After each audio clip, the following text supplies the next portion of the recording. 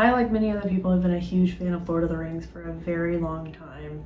I'm actually currently reading the books, and I just finished a semi-annual watch through of the movies, director's cut of course, and I found myself once again just falling in love with the story as a whole, but in particular one thing that I obsess over every single time I consume Lord of the Rings content is the elves. And that is where the inspiration for this project came from. I wanted to make something that I felt like that I could just stroll down the halls of Rivendell in, and so that's what we're gonna do here today. First things first, let's talk planning for this project.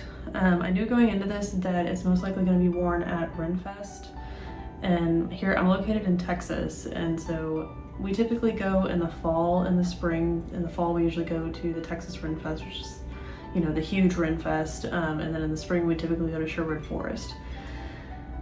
The problem with those is that you would think being in the fall and spring that the weather would be mild enough that you could kind of wear whatever you want to, but that is not how Texas weather operates. It's either going to be 100 degrees or it's going to be 30 degrees, and there's really no way to plan for it.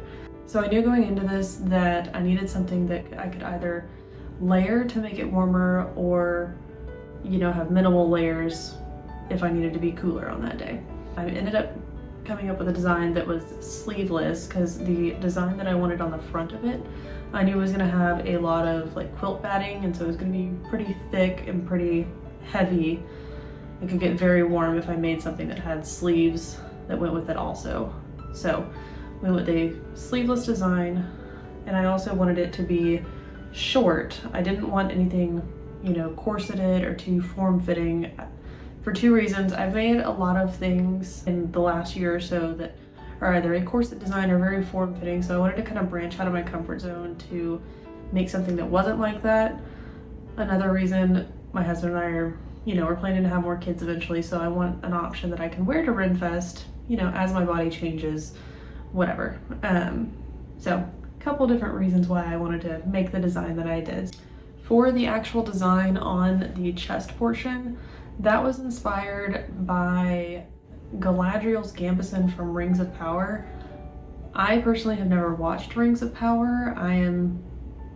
This is gonna annoy some people, but I'm sort of a purist whenever it comes to fantasy worlds and things like that. If it doesn't come from the source material, I tend to not consume it. So I have not actually watched Rings of Power, but I have seen some of the costuming, and one of the things that I saw was Galadriel's gambeson, and it's beautiful. I love the design work on it. I love the stitching work on it. So I wanted to try my hand at that to see if I could incorporate some of that into my design. So that's where a bit of the tree design that I have on the front, that's where that comes from.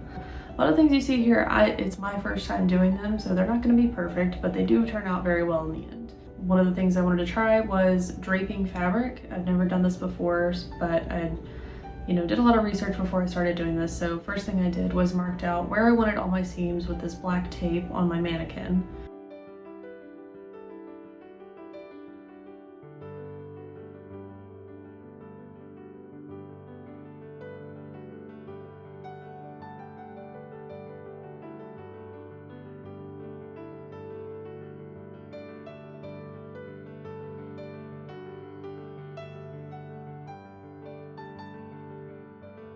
Before I could start draping my fabric, my son decided that he did not like where I had put my mannequin, so he moved it into the proper place for me.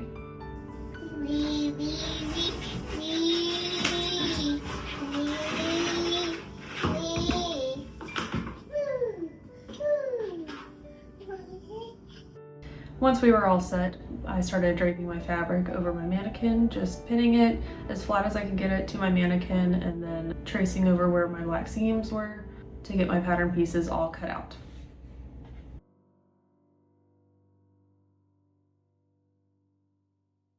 Once I had all my fabric pieces cut off my mannequin, I traced them onto some butcher paper and then went around and added a 5/8 inch seam allowance around all the edges.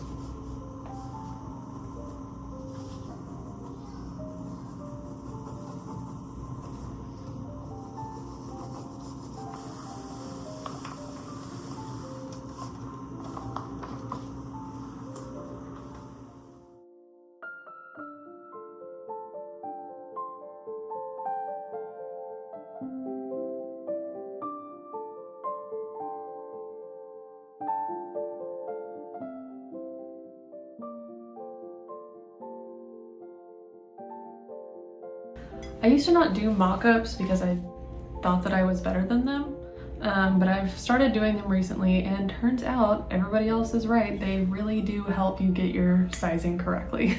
So that was my next step in this project, was I took all my pattern pieces that I put on the butcher paper, mapped them all out on there, cut them out, and then started stitching them together.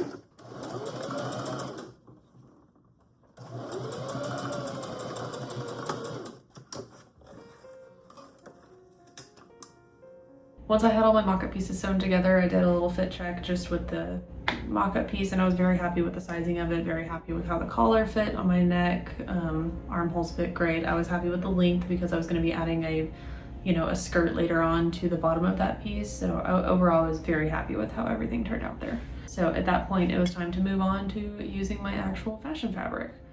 I went back and forth on a lot of different ways on how I plan to actually construct everything in the end. I had a inside layer, an outside layer, and then I was gonna have, my batting layer in the middle. So what I ended up deciding to do was construct my inside layer, my outside layer. I did that in sections and then pieced it together once I was done with all of the quilting.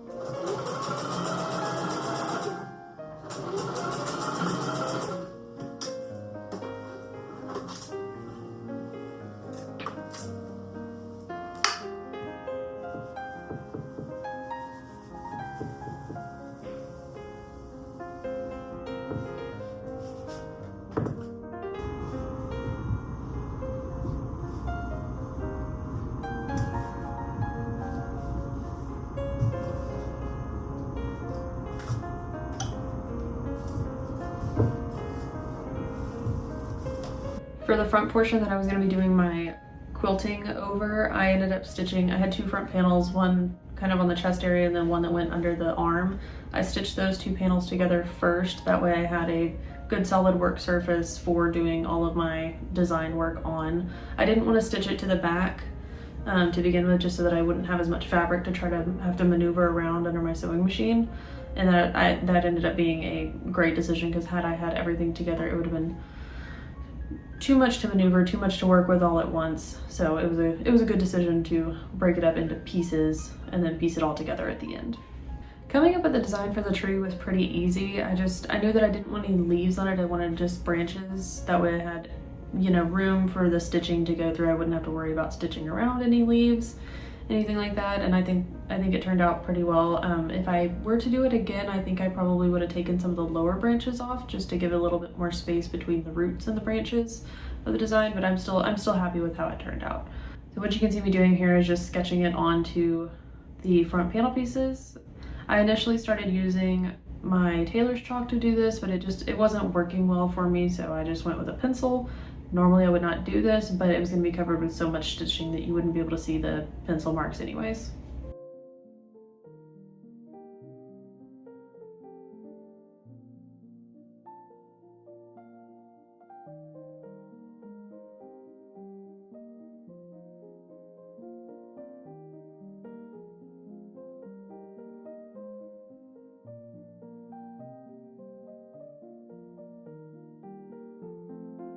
I'm not quite sure what happened to the video of me doing this. It got lost to the ether somewhere.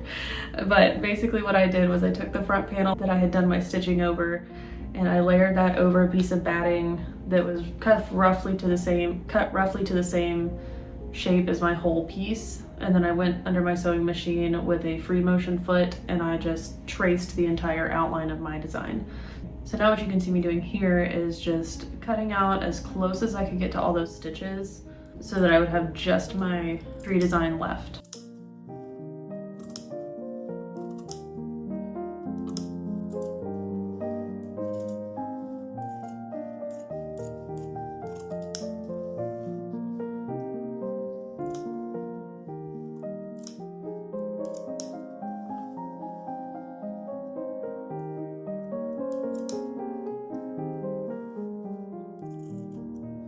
After cutting out all around my tree design, I layered another piece of batting underneath the entire thing, and that's where I began doing my free motion sewing, doing all of the stitching in between all the branches, the roots, the everything, and I wanted to drag it out, you know, kind of closer to under the side just to give it feather it out a bit so it wouldn't be such an abrupt stop. I wanted it to kind of be a little bit of an ombre effect, if that's what you want to call it.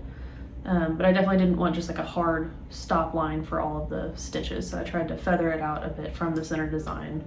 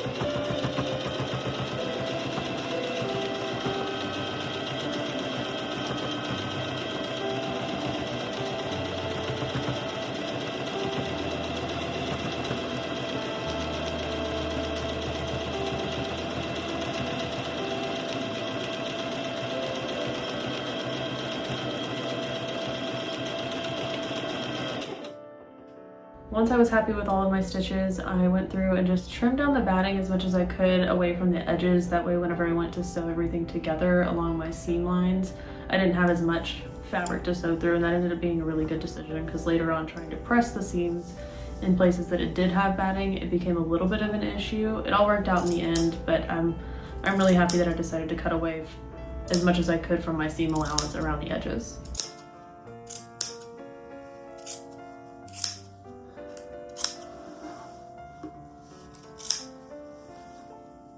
For the back pieces, I just decided to go with a simple, grid quilted design. I didn't want to do anything too fancy because I wanted most of the attention to be on the front design of the garment. I did want to make it a little bit interesting though, so rather than just doing simple squares on the back, I kind of angled the lines a little bit just to make them more diamond shaped. So nothing crazy, but just enough detail that it feels a little bit unique,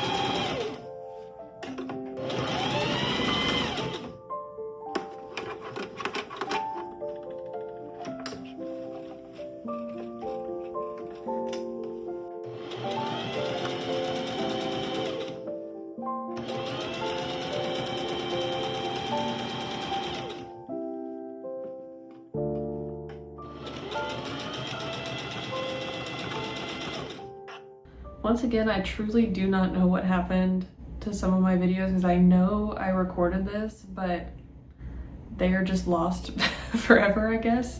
But after I finished doing the quilting on the back, I started constructing everything. So literally the only video I have of that part is me sewing around the curve of the armhole and then snipping the edges. That's all I've got. But basically what I did was I sewed the armholes and then sewed the sides together of the inside layer and the outside layer. That way I could flip them inside out. Once I did that, then I went through and stitched the shoulder seams together.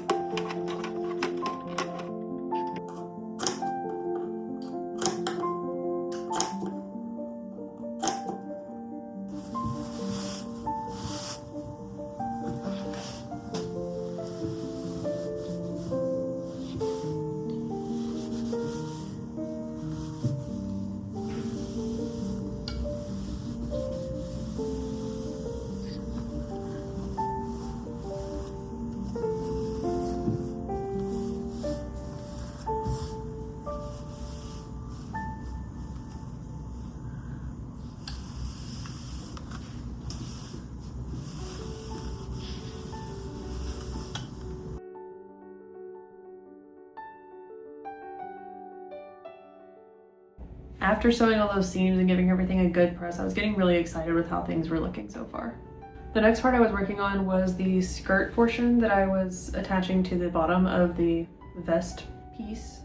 I'd never gathered anything before, so I was a bit nervous going into this. It turned out fine. I'm sure the next time I gather something it'll be better, but it turned out fine for being my first time. From my research, I found that the best length I think that worked for me was going to be doing a waist length plus a half.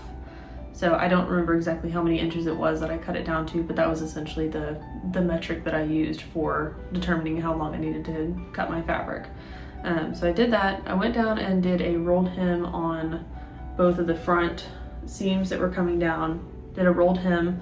I waited to do anything with the bottom until it was all sewed together, and then I could cut the hem to the length that I wanted. So rolled hem. Then we went on to adding some gathering stitches to the top part, and I started getting really nervous because once again I had never done this before, and so it was brand new and I didn't want to waste my fabric, but it ended up turning out fine. So I added 2 rows of gathering stitches to the top just in case one broke. I would have an extra, and I think that was a good decision. I didn't have any break, but knowing my luck, had I not done that, one would have broken and I probably would have lost my marbles.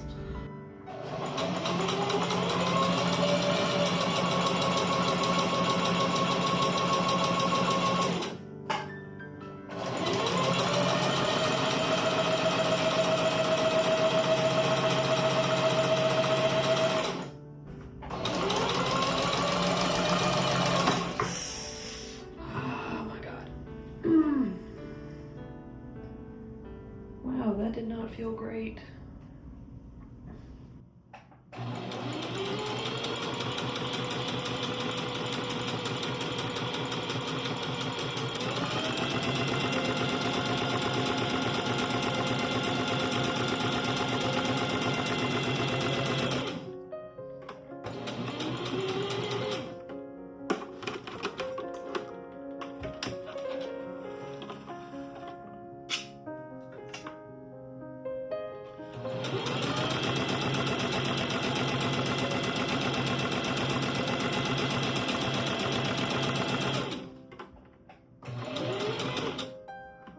I started gathering everything by pinning the edges of my sheer fabric to the edges of my vest portion, and then I found the center of the mesh fabric and pinned that to the center of my,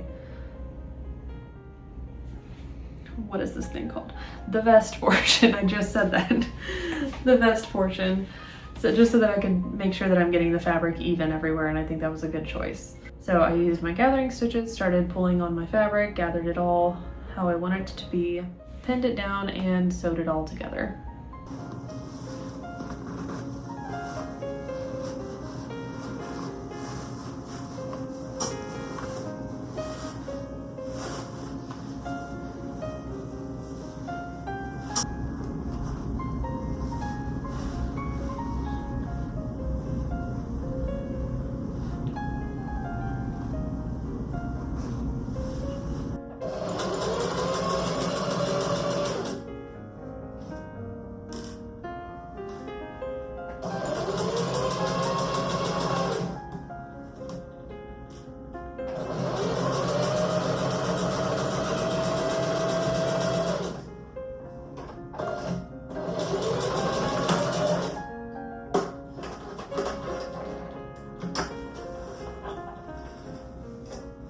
One thing that I forgot to mention was that I just pinned my sheer layer to the front layer with all the quilting on it, the front layer of my vest portion. That way I could pin that, sew it down, and then flip it to the inside, and then flip the inside layer inside. Does this make sense? I don't know. Let me try to explain this. So I have my inside layer, my outside layer, right? I pinned the mesh layer here so that after I sewed it, I could flip this under and have this be inside. Then on my inside layer, I could flip this seam under. That way it kind of sandwiched and finished off all the edges. I don't know if that made any sense, but I hope it did. So that's what you see me doing here, is just stitching down that inside layer to finish off those edges.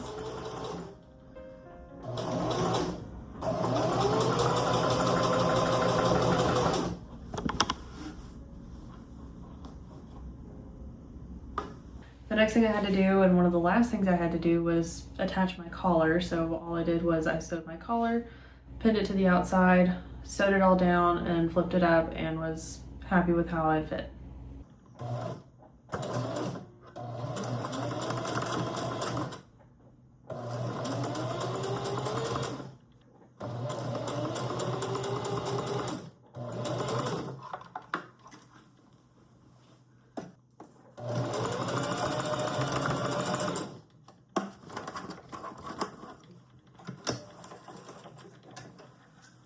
The last thing I had to do was finish off this hem, and then we were done.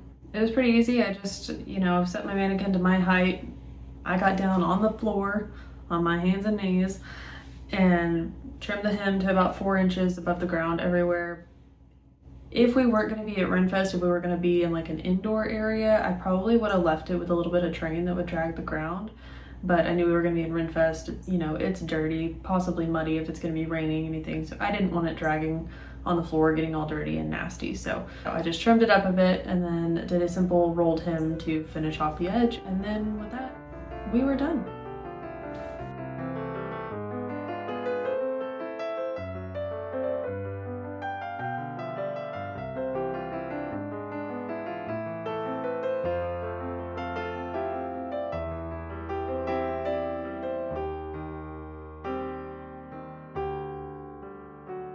Overall, I am super happy with how this came out.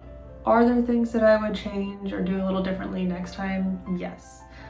But being that most of the techniques that I used in this were things that I was doing for the very first time ever, I'm very happy with my results here. That being said, this is only part 1 of this whole project. I will have another part coming of making some bracers and then some armbands that will match to go with this. I hope you enjoyed coming on this little adventure with me. I hope you stick around for part 2 coming out, hopefully very soon. I had a lot of fun working on this, and I will see you in the next one. Bye for now.